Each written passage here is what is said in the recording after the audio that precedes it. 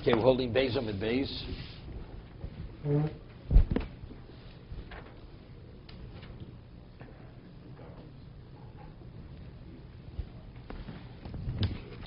Okay. Okay, Beis Amid Beis and Gitten.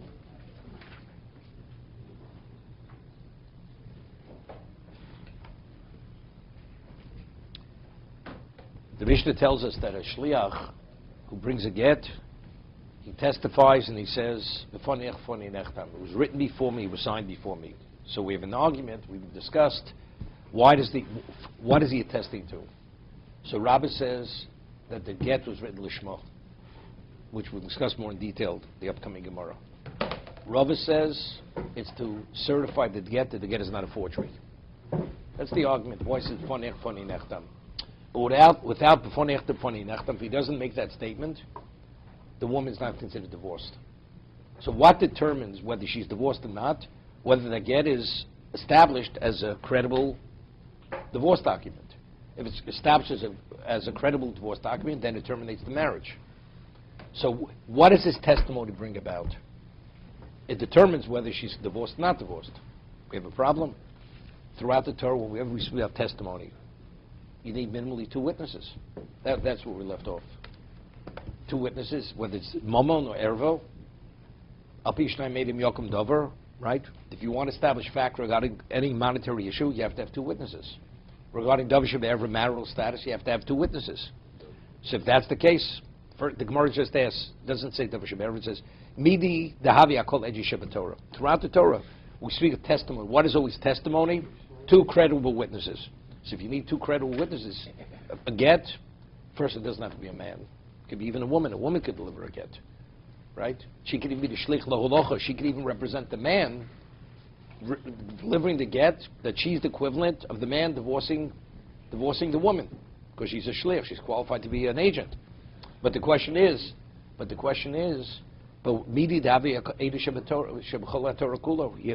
testimony throughout the Torah is always nothing less than 2 credible witnesses. So why over here do we, what? And then. So why over here is 1 witness? Here we're just focusing on the 1 witness. Why is the shlich as 1 individual? Why is he sufficient to establish the get as a get now? We had a Tosis in Chulin, cites a Gemara above Mitzvah. What's the halacha if a person, we rule halacha that if you lose an object and the finder finds it, he has an obligation to seek out the one who had lost the object. The mitzvah shavas aveda, right? Returning the lost article to the rightful owner. So we had a community with the majority of Jews. So the presumption is, because the majority of Jews, you go after Rov, that the one who had lost the article is a Jew. Because if it's a non-Jew, you have no obligation to return it. Only if it's a Jew. So the Gemara speaks about a case when the Torah says, and the finder, how does he identify that he's the owner, that he was the one who had lost it, the original owner? He has to give a simon. He has to give a certain identifying factor that it was his item. So there's a discussion in the Gemara whether simonim darais simonim drabanan. Whether is it a darais drabanan? So the Gemara says like this: if it's a simon mufak, it's something which only the owner would know. It's not something you could guess. For instance, let's say there's a perforation next to a letter. So you would only know it's so tiny, it's not something which normally you find out. You say, well, it's a certain shape, it's a color, it's certain. Maybe you guessed. Or maybe it's something else. You lost a different item, this may not be the item. So that would be Simon Drabanan. Rabbinically, they say that's enough. But if it's a Simon Muvak, there's no way it's possible that this exists elsewhere. It's so unique, the indicator, that everybody agrees, Simonum Doraisa. If it's a Simon Muvak, that's the Gemara of Mitzvah Elam Mitzias, okay? Therefore, you return it on Torah level. We don't need a rabbinic legislation that you should return it. If it's something which could be found by other things, it's not 100%. It's not 100%. You may have lost something else. This may not be it, or maybe you're guessing. But to say the 3rd line of the document has a perforation, how's that possible? Evidently, you must have been the one who lost. This must be your document.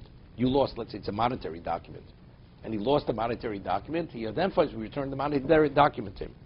So what happens if a person loses a get? a get. So, if the get is his get, that means it's a credible document that he could divorce his wife. So it says, if he's able to identify, like, there's a hold, a perforation near a certain letter, you return the get to him. So Tosa asks a question. It's Davar Sheberva. We had Tosa and Chulin. We had this. Davar Sheberva, because now that we're established the get is a get, now he can take this get and he could divorce his wife. Well, let's say the agent lost the get. On the way to deliver the get, he loses the get, and somebody announces he finds the get. The information is the same information. He says, that's my get. He has to identify it. So if he gives a simba muvok on a Torah level, you return it to him, and he continues on his way, and he uses the get to divorce the woman. Yeah. It's a Davar Sheberva. Ain't Davar Sheberva Pachas Mishnayim. It's like it never left his ownership, though, because it's a Davar muvok, so it's still his. I understand. But you need, the Torah says, for Davar Sheberva, you need two witnesses. If I have an Anad Sadi, is Anad Sadi sufficient? I'll give you an example. We spoke about the famous Chuvas of Rashba. If you have two witnesses witness a marriage, and the man has a ring, and they're distracted for a second, and a second later they turn back and they find the ring on the woman's finger. It's not valid. They have to actually witness. We could say it's beyond any doubt that the man definitely put the ring on the woman's finger. Ein B'Kodeshes. Okay? The fact has to be established through witnesses. Has to be established through witnesses. It's not enough. How do you, since ultimately this get is going to be used as the instrument to terminate the marriage, we're saying that's a Davar Sheberva. That's Tosa's question. Tosa says, no, that's not a Davar Sheberva. That's not a Davar Sheberva. Why? Not because what Ernie's thinking. Okay? Not because. When the Gemara asks Davar Sheberva, the agent is actually, he's terminating the marriage. Right? When he takes this document, he gives it the document, he says, this document, foneh nechtam. He's establishing his credibility, therefore I'm using it. So here it's directly linked to the divorce. Here we have a question, who owns this document? Who lost the document? It's a question, who lost, we're talking about the monetary aspect of the document. To who does it belong to? Siman is enough. You give an indicator which there's no, it's impossible to know unless you know, unless it's yours, that's sufficient.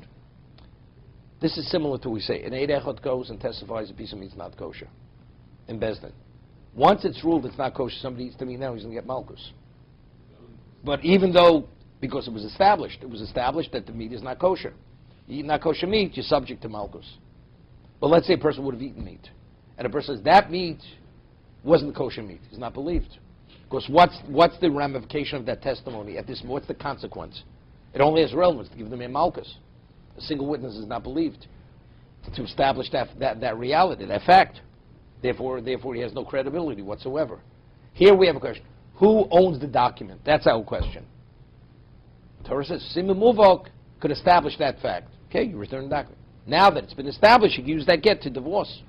Here, this has to do with the essence of the document. Is it a credible document? What's the question? Is it credible? Could it be used for divorce? Could it not be used for divorce? It's not a question who owns the document. Their question is who lost the document. We're not questioning its credibility. Who lost the document? Siman Muvok, you give that specific type of identifying factor, that's sufficient reason that it stops you, that you're the one who lost it. That's not a Davar Sheberva. No, it's not even Davar. That's what I'm saying. Even though ultimately now he's going to use that document, doesn't make a difference. But when he asks, was a document written l'shmo?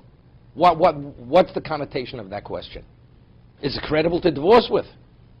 That question is a Davar Sheberva question. Could this document terminate the marriage? Could it not terminate the marriage? And that's the Gemara's question. How is he believed to testify that it was written l'shmo? That question is going to determine whether it's viable or not.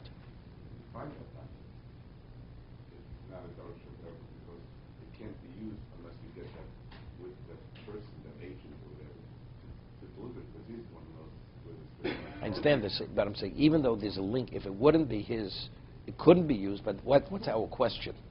What is our question? Who owns the document? Here the question is this a viable document to terminate a marriage? It's a different question. Therefore the Morzes is Davar Sheberva. Ain't Davar Sheberva Pachas Mishnayim. Once you decide who owns it. still have the second question, even if you determine ownership. Right. So yes, you own the document, but I still don't know. No, that's a new question. That's a new question. It's a two-step process. Correct? Right. So now we have a new thing. Well, the agent will attest to that fact. We have a problem. It's Davar Shebe'erva. He shouldn't be believed. That's the Gemara's question here. Rabbi, just a technical question. With respect to identifying a lost object, you said it has to have a certain specific identification mark, or something peculiar. That nobody on a Torah level, again, as he said, No, but what about the contents? So he says, this I can tell you it's mine because it refers to his nicknames, Chaim, Shmerel, Beryl. Would that be good enough? no, wouldn't be good enough. Wouldn't be good enough because you find sometimes you have two people in the same community we have later, which have identical names. They may have identical names. Oh, you mean he identifies? He identifies Because the name, even the no. contents. I'm explaining you. I'm explaining you why. Because there may be two people who it's the same name. You're right. If it's unusual, Or if it's private, it would. it's so unique. That's Only what he's saying. Right. The Gemara says Shnei Yosef and Shimei Adorn B'Yerachas. You have two people with the same name. You have in Denmark. You look in the phone book. Every name is almost an identical name. Okay. So it's not. What about the date? Is there a date on the gate? Sure. There's a date. He said, this document was dated such and such. There could have been and another such, doc. Same Chaim, thing. Shmerel, This Beryl. could have been the same thing. Could have been the same thing. Now you're getting into The specifics doesn't make a difference. probability and stuff. Okay. But that's not good enough. That's not good enough. Maybe according to the witness' opinion that the document itself. What? According to the opinion that the document itself would speak. What do we do with Tosfos here? What do you mean document itself speaks? The document itself will create the priestess. Even without Lachanan, there's an opinion that you don't need the Lachanan. Okay. What do we do with Look, Tosfos here? I'm not sure if you're ahead of people or behind the people. That's not. Okay, let's learn the Gemara. Okay. Now, can I just go back to just on this point? We finished yesterday with this disagreement between Tosfot and Rashi. Rashi does not cite the woman about her cleanliness. So we have to say Rashi understood that halacha backwards and forwards. Why would he not have cited that? Well, why would he have said it's a svara? I mean, Rashi, anyways, is difficult for the other reasons that Tosa points out, because the examples. Ernie, I know you learned it last night in whatever Teaneck. Okay. It's interesting.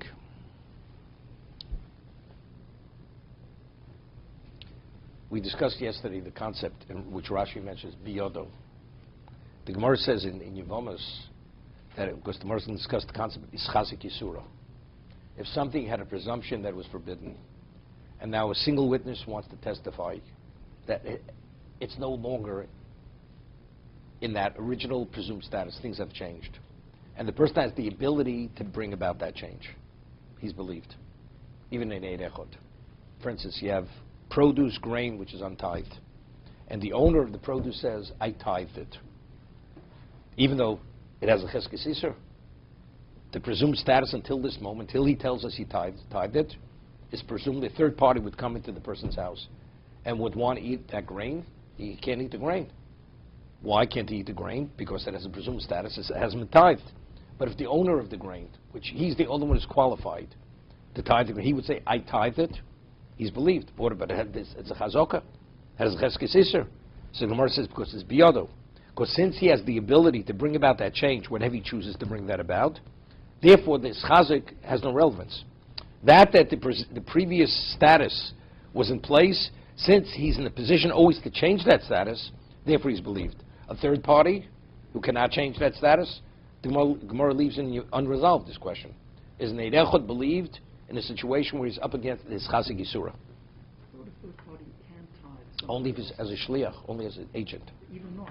No. You go into somebody else's house and you tithe? No, you cannot. No, it's not. No, the Gemara we had right at the beginning. We learned the laws of shlichus from tithing.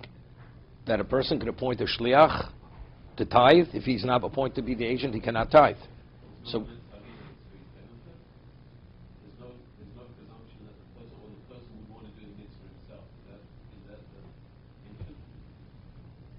you have a pile of tevel and someone comes in and ties it for you, is it not to your benefit? The Gemara says, okay, because you're the one who always recalls things. Gemara says in the Dorim, has a shiloh, leaves it unresolved. Person has somebody else has tevel, I take my tevel, and I tie from my tevel on his tevel. Right? Do we say zochel not mishlo b'fanav because it's not going to cost him anything? Normally, when you tithe, there's a percentage which you have to give away. Here, I'm doing him a favor. I'm taking the financial brunt. So Gemara says because it's a mitzvah. Maybe a man doesn't want to give a mitzvah away so quickly. That's number one. So here, where you're actually tithing. Not only are you taking the mitzvah away from the act of tithing, there's a cost factor. That's number one. Secondly, there's a ketzos, famous ketzos.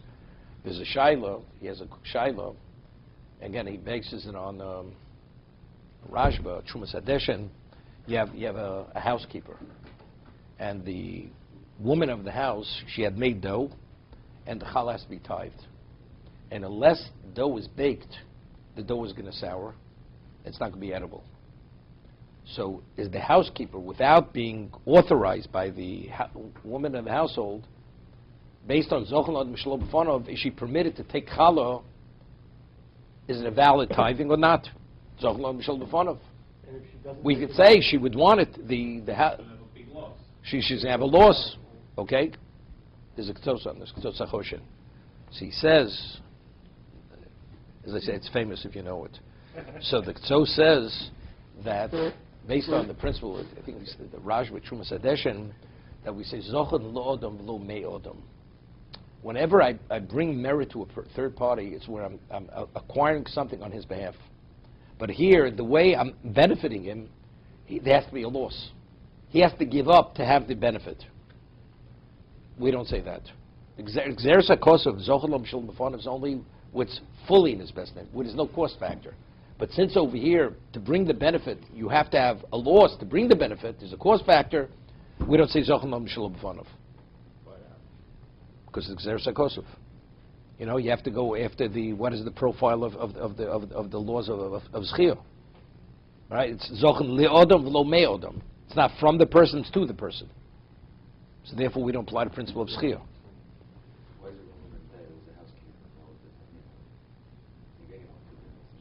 Because you'd say, well, she would want, you would say, first, the case is, she happens to be the housekeeper, could have been the third party also. You know? And she'd be credible to the woman who she would do it right, so to say. Doesn't make a difference. No, cannot. No machlokas. No, but we're speaking about Eid Echad. So Mor has a shayla. A single witness comes and says the head of the household, he tithed this wheat, his grain. So Mor leaves it unresolved. Because since it's not b'yodo, he's not empowered to bring about that result. Since he's going against this Chazak Yisura. Maybe the Eid Echad doesn't have sufficient credibility. For that you need two witnesses. Okay?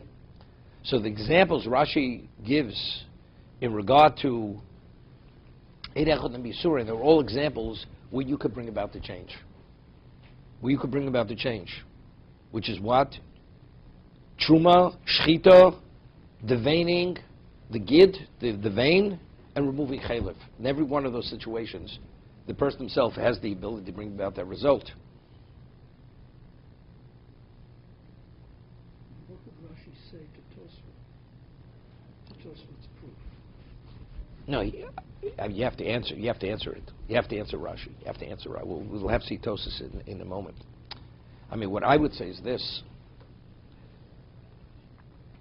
if the Gemara is going to say something, what is the case of the class case of Eid Echad and Bisurim?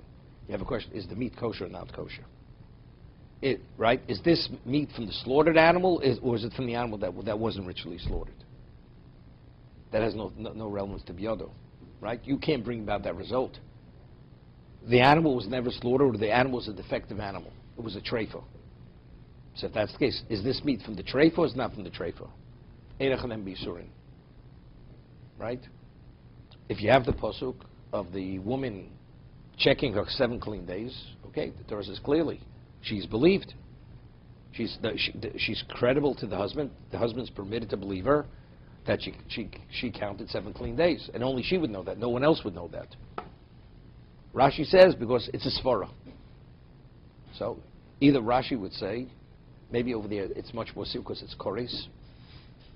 Could be Rashi says you don't need that. The Akzer is a kosov because it's koris issue, because the liability is so much greater. Maybe for ordinary love, but again, if you're going with that, yeah, but Tevel is biyodo. Tevel is biyodo. Rashi would say kal v'chom. If in the case of No, but you don't need it. You don't need it. No, of course it's a kal v'chom, but you don't need it. For whether I can eat in your house or not, that's understood. I don't need a pasuk for that. Of course, once I have the pasuk covers everything. But I don't need the pasuk for that. For the ordinary case of echad and misurna, I don't need a pasuk. So Rashi is seeing that as an exception. It would have been the exception. The Torah says, nevertheless, she still believed. That's still classified as echad and misurna. That's why you need a pasuk. That's why I need it. And once I have the pasuk, everything. I don't. Then the pasuk alone is sufficient.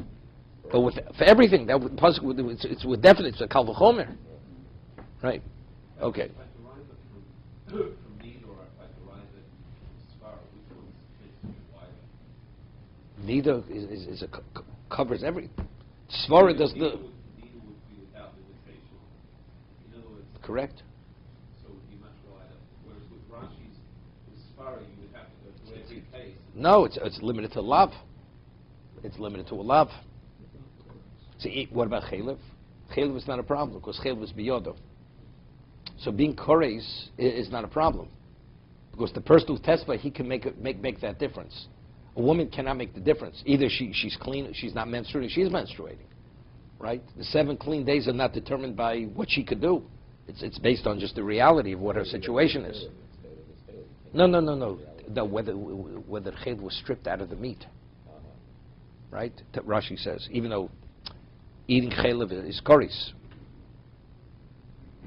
No, see, there it's chazik. The woman, she was a menstruant. There's no question she was a menstruant. Did she overcome it? You have to have 7 clean days. We'll see Tosas inside. Okay, back to the Gemara. So the Gemara answers, Eid echad nem bisurin. That the reason why the shliach is believed, Eid echad nem bisurin. Okay?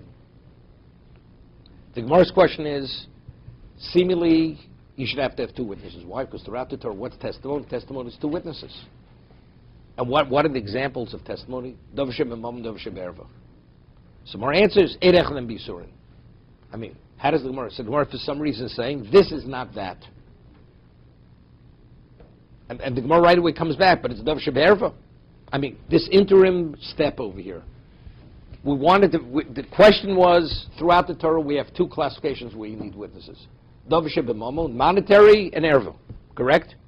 This is Eid echad nem bisurin. What do you mean it's Eid echad nem bisurin? We're talking about this is erva. And the Gemara in the immediately asks, the Gemara says, Eimadami Eid echad nem bisurin. What's considered Eid echad nem bisurin? Gon chatichas sofik chaylev sofik shumam. Right? There's a question, is it kosher fat, not kosher fat? From what part of the animal was the fat removed? Lo is chazik yisura, because it hasn't been established. There wasn't a presumed forbidden status, right?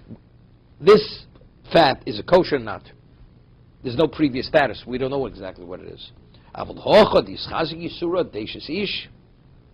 over here, she was established as an eishes ish prior to the get. That we want to know. You're trying to terminate that, to create a transition. So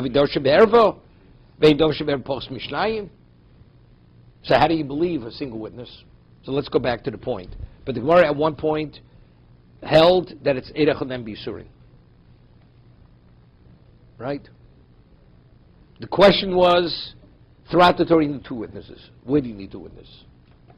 If it's A or B. Well, this is C. But it's B. So what was the consideration that it's C? The Gemara originally asked the question. Wait, the original said, "Mi didave kol edish Torah." What was the Gemara's question? Where do we find throughout the Torah you need 2 witnesses? So But mama no erva. Right? So Mar said, if it's A or B, you need two witnesses. How is a single witness believed here? Mar says, Erechonem bisurim. But you're not answering the question. If it's either A or B, you need two. The answer you tell me, this is C. It's not A or B. So Mar says, what are you talking about? But it's B. How could you say it's C? What's the consideration to say that Havmina, that this would be even considered Erechonem bisurim? What? Oh, I mean, the Gemara comes right back. But why? It's right. Why does it interject that that's an issue of the sea? Right. Well, what would you say?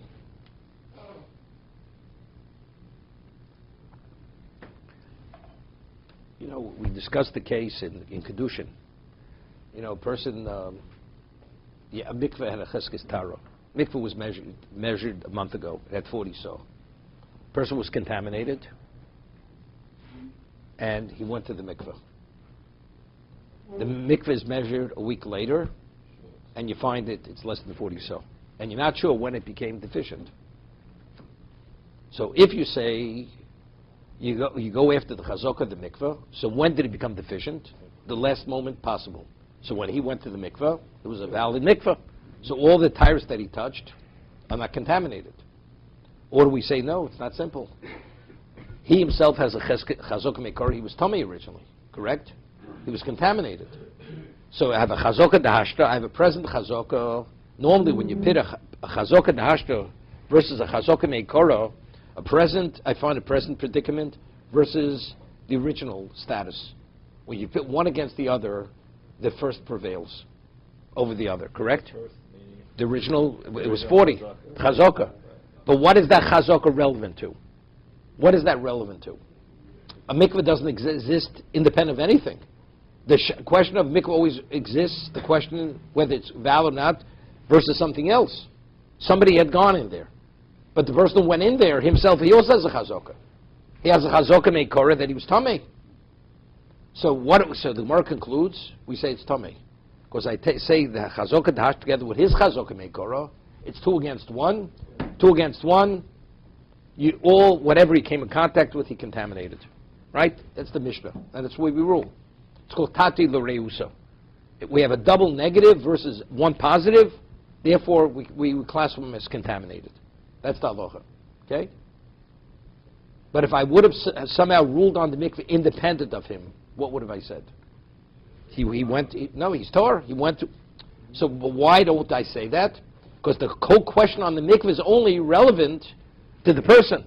So I don't ask the question independent of the person. This is what we said.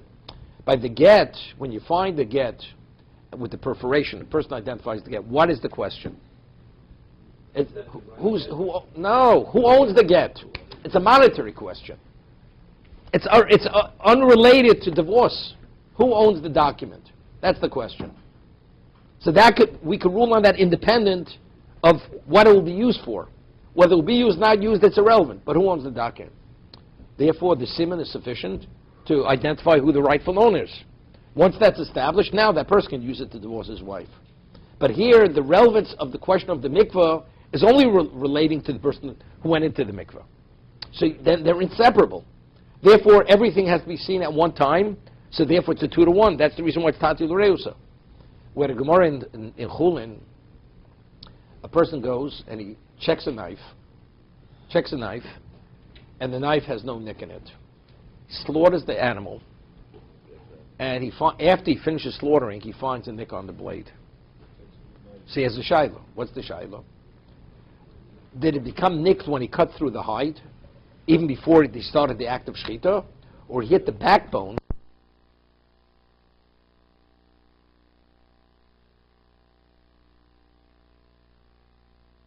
Checked. So I would say what? When did the nick happen? The latest moment possible. But what did the animal have?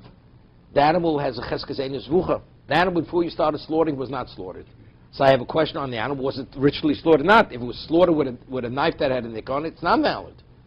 So I have a nick now. Did that precede the shechita? Because it was nicked on the hide or not? So over there we say tati l'reusa. That's the exact same case as the mikveh. And therefore the meat is not kosher meat. Although the blade was checked initially. The knife was checked initially. That's the exact same case of the mikveh. Okay? Wait. So we have to say something similar at this point. So over here, he testifies to the credibility of the get. Was this get written properly with the shema, not with the shema? But what is that question relevant to? Only if it could be used. Could it be used to divorce the woman? Could it not be used to divorce the woman? So over here, this is similar to the knife and the mikveh. Same, right? The only reason why I'm asking the question whether it's credible, whether it's a viable document, what relevance is it? To use it as a bottle stopper, or to use it as a document to learn how to write a get, that's not my question. It's not a question of ownership of the document. So therefore, this is really a tatla reusa. But you have to say, maybe, like the Gemara over there asked the question initially, before it concluded tatla reusa, it would be similar here. I'm asking the question, is this a viable document?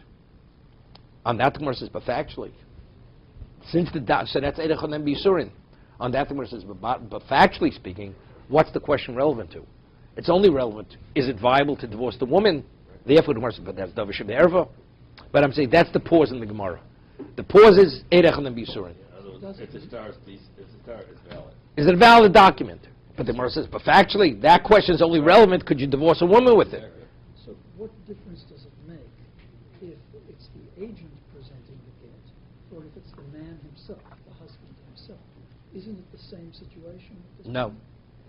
No, Why because should we believe him that it was written in Lishma? All Because he it's- can claim is ownership. let me ask a because question. it's in his hand. If a man says, I divorced my wife, is he believed? He's believed. Why? Because it's biyado.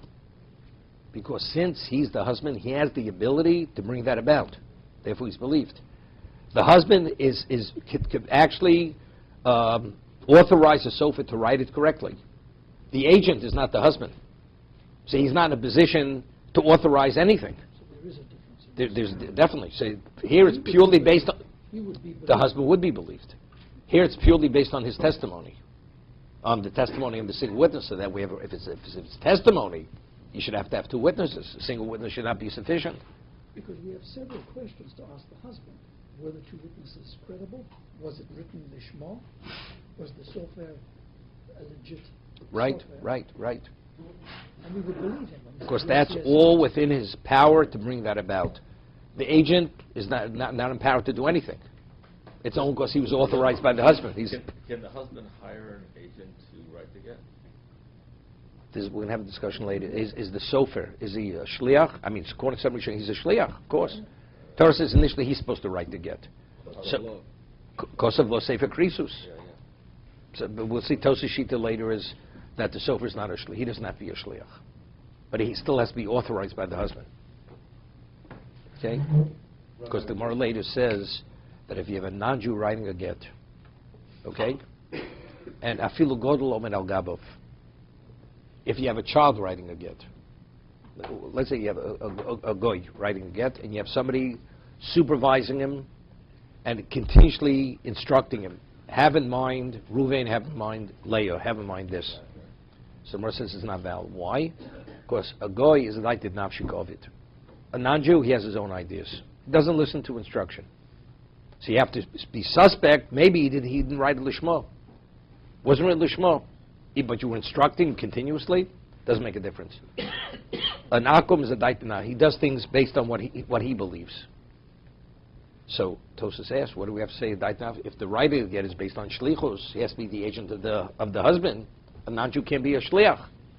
What do we have to come up with this new reason why he's not qualified to write again? Therefore, even if you instruct him, it's not valid. It's not valid because he can't be a shliach. So Tosas brings proof from that. No, from that, to write again, you don't have to be a shliach. And so why is the non-Jew not qualified? Because he has his own ideas. He doesn't listen to instruction. So therefore, it's lacking lishma. That's Tosas' proof. More later. Rabbi, we learned earlier that a pre-written get or a computer-generated get is not valid. Now, Wait 1 second. That's a whole different reason. A Sefer Torah that's written with a computer, why is it not valid? written by what? A By computer. Yeah. Because it has to be written. Has to be written. That's not called written. Has nothing to do with Lishma. Here we're talking about Lishma. Okay. with But intent. what It has to about be. a pre-written get?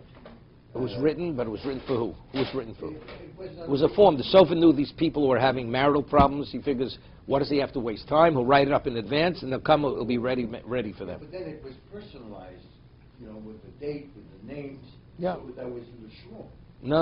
Unless you authorize it, it means nothing. It's irrelevant what the intent of the sofer is. The sofer is not in a position to infuse it with that proper intent. Unless he's authorized by the husband to do it, it's meaningless what he So does. he has to write it from A to Z.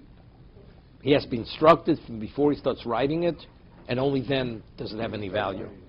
Okay, what time do we have? I think we have about a half a minute. No, I think we're... Okay.